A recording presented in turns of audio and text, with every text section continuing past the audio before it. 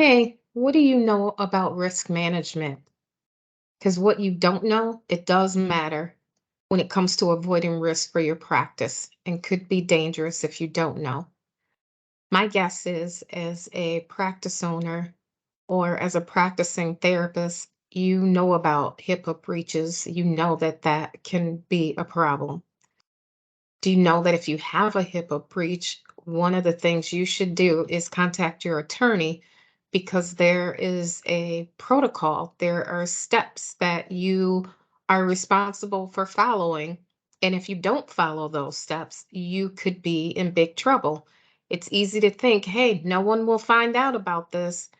But if someone does, it ends up becoming a big issue. And there's more to risk management than just HIPAA breaches. I attended a risk management training for new business owners some years ago, and it feels like it's the gift that just keeps giving because I have gained so much from it and information that I use over and over. It's helped me protect my practice, in ways that I wouldn't have considered if I hadn't gone to that training.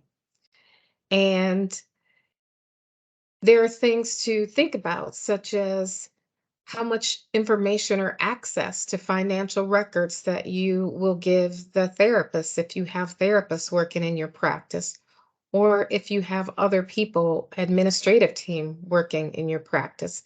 How much access are you going to give? How vulnerable are you going to leave your practice? It might be easy to think about things like, oh, leave the back door locked or make sure the front door is locked, in the evening.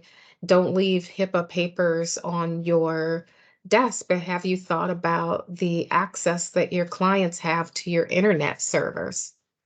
Hmm, something to think about, something to consider. And then something that I find that therapists often don't think about is a contingency or transition plan.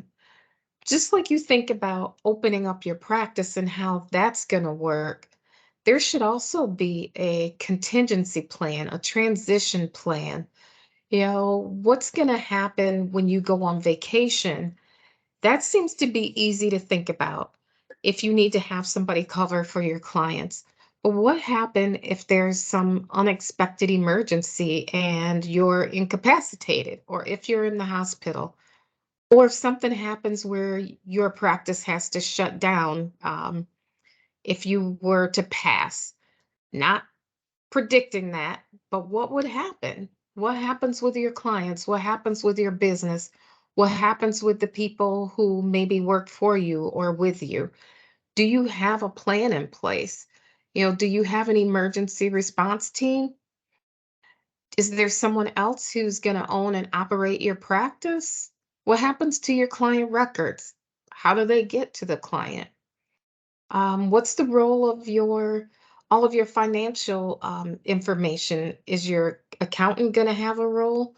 What happens with the billing? What happens if no one's responding to your email for a long period of time? Who has the custodial agreement? Is there a closure process in place?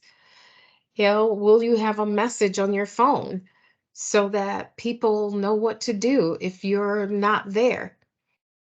Do you have a professional will? A professional will is different than your personal will. Do you have an attorney that specializes in that? Those are some things to think about when you consider risk management.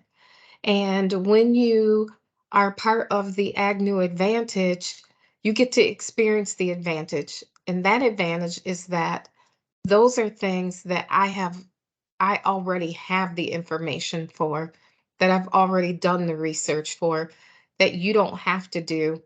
And you can get that information by being part of the transformation, or with weekly coaching, or the experience, a weekend of coaching and knowledge, information imparted unto you. I have attached a risk management document that you can take a look at and get started on protecting your practice. And thank you for joining me.